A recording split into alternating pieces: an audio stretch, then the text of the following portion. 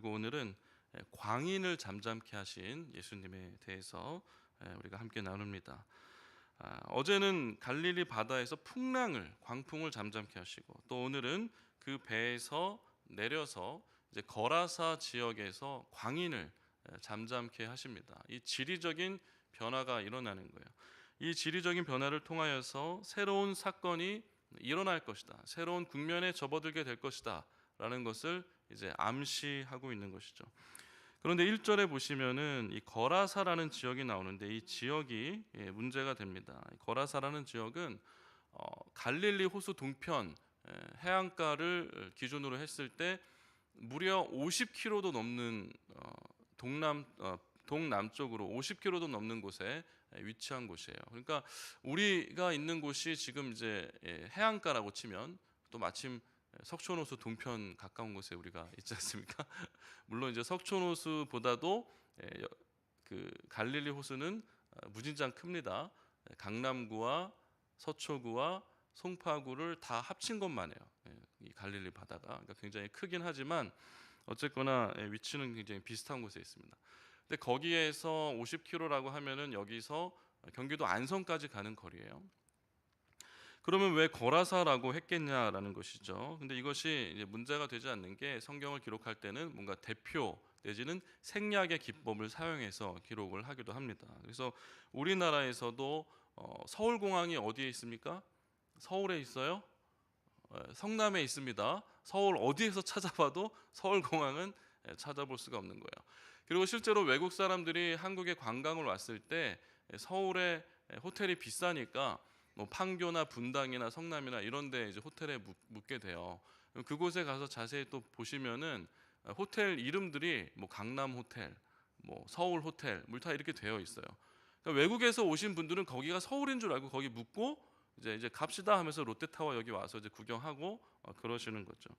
그러니까 이 요단강 동편 지역이 구약 시대에는 이제 길르앗 지역이라고 계속 우리가 이제 민수기라든가 신명기라든가 이런 말씀을 묵상할 때는 그렇게 이제 들었던 곳인데, 이곳이 BC 63년에 폼페이우스 장군에 의해서 로마의 지배를 받게 되고, 그러다 보니까 요단강 서편은 워낙에 종교적 색채가 강하기 때문에 이곳은 건들지 않고 그냥 놔두지만, 요단강 동편은 로마의 통치에 영향을 받았던 곳이에요. 헬라화됐던 곳이에요. 말하자면 어떤 경계를 두고 유대의 영향권이 이쪽으로 넘어오지 못하도록 진을 친 것이기도 합니다. 그러니까 정치적으로나 여러 가지 면에서 이 유대로부터 구별하기 위하여 특별히 이곳을 데가볼리라고 지명하고, 이 지역의 거라사와 다른 도시 10개를 합해서 하나로 묶었던 거예요. 데가볼리, 데카폴리스, 10개의 도시. 성경 오늘 이제 읽은 본문에도 후반전에 나오기도 하는데 아마 들어보셨을 겁니다. 이 지역이 데가볼리 지역이고, 그곳의 대표적인 도시가 거라사이기 때문에 그곳을 거라사라고 부르셨다는 거죠. 그런 점에서 오해가 없으셨으면 좋겠습니다. 어쨌거나 이 지리적인 전환이 일어나고 새로운 사건의 국면에 접어들게 되는 것이죠. 그래서 2절에 보시면 이제 어떤 사건이 일어납니까? 거라사의 이방 땅에 이제 예수님은 내리셨고, 그 거라사 지역은 유대 지역이 아니라 이방인 지역이에요. 그러니까 부정한 땅이에요. 부정한 땅에서 이야기가 시작되는 겁니다. 근데 부정한 땅에서 거룩한 자를 만나는 것이 아니라 입에 담을 수 없을 만큼 아주 부정한 사람을 만나는 거예요. 더러운 귀신을 만나는 거죠. 그리고 이 사람이 있는 곳은 이제 무덤가라고 합니다. 무덤가라고 하니까 시체를 만진 자는 성경에도 부정하다고 되어 있는데, 이 자가 시체를 만졌는지 안 만졌는지도 알 수는 없지만 만질 가능성도 있는 거죠.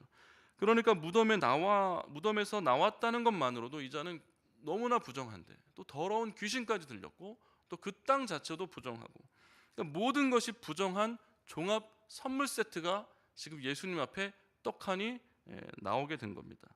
그런데 이 더러운 귀신이 예수님을 만나게 되는 것이죠.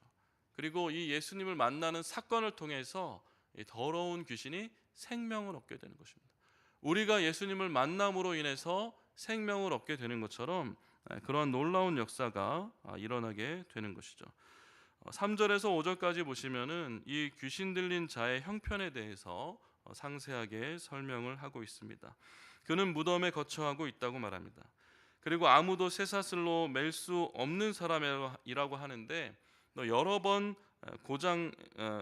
이제 고랑과 쇠사슬에 매였긴 하지만 끊고 달아나고 또 아무도 이 사람을 제어할 수가 없고, 그래서 이 사람이 밤낮 무덤 사이나 또는 산에서 소리를 지르기도 하고 또 돌로 자기의 몸을 긁고 해치는 그러한 안타까운 상황이 이 사람에게 있었다라는 것을 설명을 합니다. 그런데 6절에 보니까 이렇게 온 동네 사람들이 다 나서서 어찌하려고 해도 되지 않는 이 사람, 이 통제불능의 이 광인이 예수님을 보고 달려 나와서 절을 하는 것이죠. 여기에 아마 이 이중적인 어떤 그 갈등이 내포가 되어 있을 거예요. 종교개혁자 칼빈은 이 광인이 예수님 앞에 달려 나와 절한 것은 예수님의 그 비밀스러운 능력에 이끌려서 자기도 모르게 달려 나와 지금 그렇게 하고 있다는 거예요. 뭔가 도망을 가야 할 수도 있지만 그 양가 감정에 의해서 귀신이지만 예수님 앞에 나와 있는 거예요. 그러니까 우리도 마찬가지예요. 여기에 어떤 검찰총장이 갑자기 왔다고 해봐요. 그렇죠? 네, 검찰총장이 갑자기 우리 주차장에 왔다고 해보십시오. 뭔가 내가 죄진 것 때문에 검찰총장 앞에 나갈 수도 있는 거예요. 가서 안녕하세요라고 인사할 수도 있는 거예요. 어쨌든 그런 일들이 있는 것이죠. 7절에서 8절까지 보시면은 이제 예수님이 8절에 먼저 그 사람에게 나오라라고 말씀하셨다고 뒤에 설명하고 있습니다. 그래서 예수님께서 나오라고 말씀하셨기 때문에 이 귀신이 이렇게 반응을 하죠. 지극히 높으신 하나님의 아들 예수여라고 7절에 이야기합니다. 지극히 높으신 하나님의 아들 예수여. 귀신이 예수님을 귀신같이 잘 알아보는 거예요. 그렇죠? 귀신의 능력은 참 대단합니다. 그래서 이 귀신이 귀신같이 예수님을 알아보고 지극히 높으신 하나님의 아들 예수여라고 이야기하는 거예요. 그런데 이것 또한 어떤 양가의 감정이 있어요. 하나님을 경외하는 표현이지만 실상 하나님을 경외하는 표현은 아닙니다. 왜 그런가 하면은 뒤에 나오는 말인데요. 나와 당신이 무슨 상관이 있나이까 이렇게 하는 거예요. 나와 당신이 무슨 상관이 있나이까. 지극히 높으신 하나님의 아들 예수여라고 했으면 저를 좀 도와주십시오, 저를 구원해 주십시오라고 해야 되잖아요. 근데 나와 당신이 무슨 상관이 있나이까 이렇게 이야기하는 거예요. 당신은 신이지 않습니까? 예수님, 나 당신 누군지 다 알고 있어. 당신 하나님 아들이야. 당신 우리랑 다른 사람이야. 신이야 당신. 그러니까 신의 자리로 돌아가세요 라고 이야기하는 거예요. 인간의 육신을 입고 오셔서 인간을 위해 대신 죽어서 인간을 구원하려는 그 구원의 계획을 다 던지고 신의 자리로 돌아가라는 겁니다. 당신 여기 있으면 안 돼요. 당신이 이곳에 있으면 내가 여기 못 살아. 난 이 사람들을 데리고 살아야 되는데, 이 사람들을 홀려서 살아야 되는데, 이들의 죄를 구원하기 위해서 당신이 지금 육신의 옷을 입고 왔다고? 당신 사람 아니잖아. 당신 하나님이잖아. 당신 하나님의 아들이잖아. 이것을 고발하면서 돌아가라고 예수님을 내쫓으려고 하는 그러한 메시지도 함축되어 있다는 것이죠. 그래서 귀신들이 볼 때마다 이 말을 하죠. 하나님의 아들 예수여라고 이야기합니다. 예수님은 그것을 말 못하게 하는 거죠. 막으시는 거예요. 그것을 부정하는 것이 아니라 자기는 하나님의 아들 예수지만 인간의 몸을 입고 인간으로 오셨기 때문에 인간을 위해 십자가 고통을 그대로 다 지고 죽으셔야 되는 거예요. 그래야 우리의 죄를 사하실 수 있기 때문에 예수님은 그 사명을 감당하기 위해 귀신의 입을 막으시는 것이죠. 9절에 보시면은 또 예수님이 묻습니다. 내 이름이 무엇이냐라고 물으니까 귀신이 내 이름은 군대입니다 이렇게 얘기합니다. 레기온이라고 이야기하는데 헬라어로는 레기온인데 이것은 로마 여단을 지칭하는 군사 용어예요. 그래서 오늘 본문이 사실은 이렇게 쉬운 이야기로 보일 수 있을지 모르지만 이것이 마가복음에 등장하는 난해 본문입니다. 난해 본문.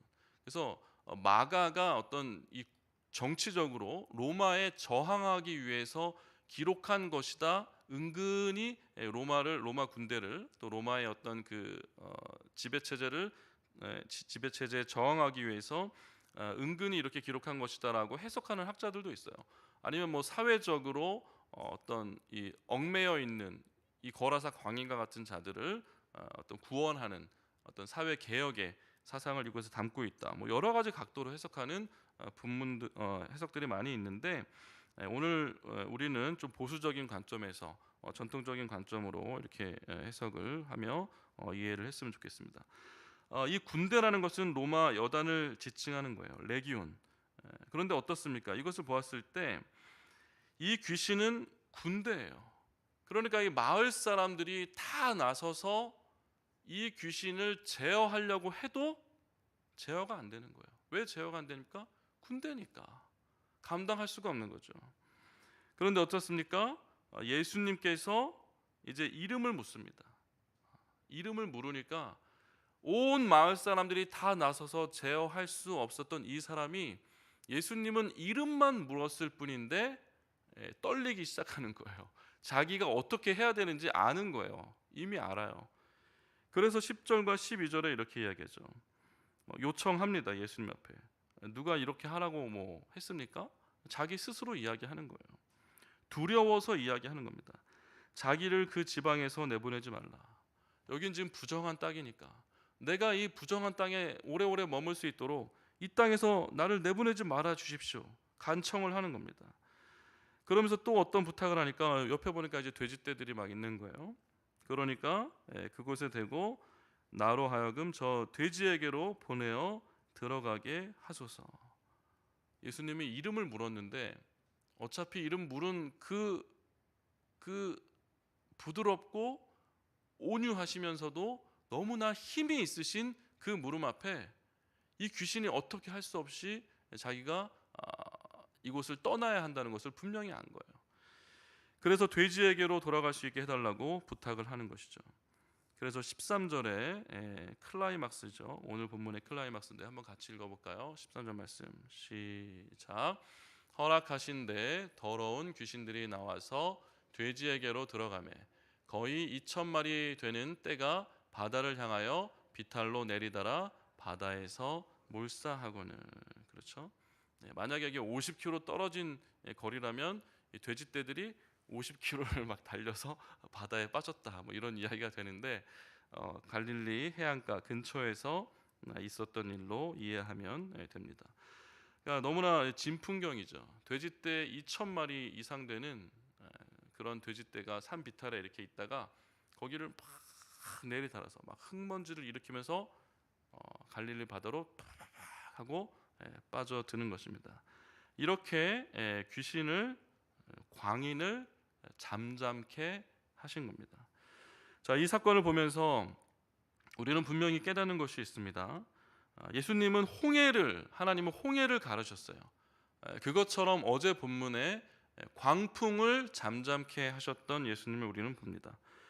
그리고 하나님은 여리고성, 철옹성과 같은 여리고성을 정말 무력화시키고 그것을 무너뜨리셨죠. 그런 것처럼 오늘 예수님은 여러 가지 힘 들이지 않으시고 광인을 그리고 큰 군대를 잠잠케 하시는 거예요. 이러한 모습을 볼 때 우리 하나님은 참 대단하신 분 같으세요. 참 멋지신 분 같으세요. 우리가 이런 분을 믿고 있다는 게 얼마나 든든하고 힘이 됩니까? 위로가 되는 것 같습니다. 그래서 우리가 기도의 자리를 소중히 여기는 것은 이 마을 사람들이 힘을 합쳐도 해볼 수 없었던 어떤 것, 그리고 이 로마의 군대와 같은 여단의 군대와 같은 그 많은 무력들로 힘을 모아도 되지 않는 것을 하나님께서는 아무렇지도 않게 힘 하나 들이지 않고 해내신다는 것이에요. 우리가 기도를 할 때 이 하나님을 우리 인생의 자리로 초대하는 것이고, 우리가 링 위에 올라가서 싸워야 될 일을 그 기도를 통하여 하나님이 예수님이 대신 그곳에 올라가셔서 싸워 주시는 것입니다. 이러한 은혜가 우리에게 있기를 주님의 이름으로 축원합니다. 그래서 14절과 17절에 보시면 이제 마을 사람들은 예수님이 떠나기를 간구하는 거예요. 막 이런 소동이 일어나니까 돼지 치던 자들이 마을로 가서 사람들을 다 불러오는 거죠. 그러니까 이제 깜짝 놀랍니다. 2,000마리면 이제 얼마입니까? 돈으로 쳐도 얼마예요? 그러니까 보통 이제 돼지 2,000마리면 하나의 거대한 기업, 오늘날로 치자면 하나의 거대한 기업이 부도가 난 것과 비슷하다라고 이야기합니다. 이것은 어떤 경제적인 손해만을 의미하는 것도 아니에요.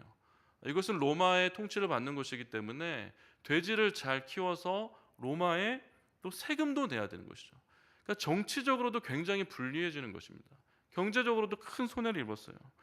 그러니까 이 사람들은 보고 깜짝 놀라면서 예수님 보고 떠나라고 강구를 하는 겁니다. 그러니까 이들도 예수님을 만났어요. 이들도 예수님을 만났지만 예수님을 받아들이지 못하고 그 앞에 절하지 못하고 어떤 양가의 감정으로라도 예수님 앞에 뛰어나와 절하지 못하고 예수님이 떠나기를 강구하고 있는 것이죠.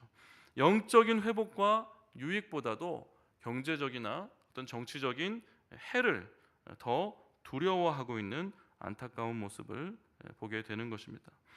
18절과 20절에서 보시면 이제 이 더러운 귀신이 함께 있기를 강구합니다. 그러나 예수님께서 거절하시죠.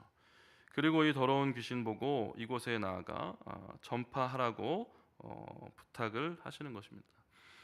이 사람은 지금 예수님을 만남으로 인해서 광인이 온전한 자가 된 거예요. 예수님 앞에 무릎을 꿇어 예수님께 나아오면서 이 인생은 완전히 새롭게 된 것입니다.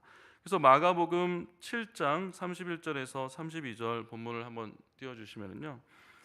지금 이제 5장을 보고 있지 않습니까? 이제 마가복음 7장에 가면 이제 거라사 지역이 데가볼리 지역 지금 나오죠. 31절을 보시면 예수님께서 두로와 시돈 지방 이 해안가 지중해 쪽 서쪽 지방인데 이쪽을 통해서 이렇게 쭉 해서 데가볼리 지방을 통하여 다시 갈릴리로 돌아가시는 이런 사역을 하셨다라고 기록을 하고 있는데 이때의 사람들은 32절에 보니까 사람들이 귀 먹고 말 더듬는 자를 데리고 예수께 나와 안수하여 주기를 간구하였다라고 기록합니다.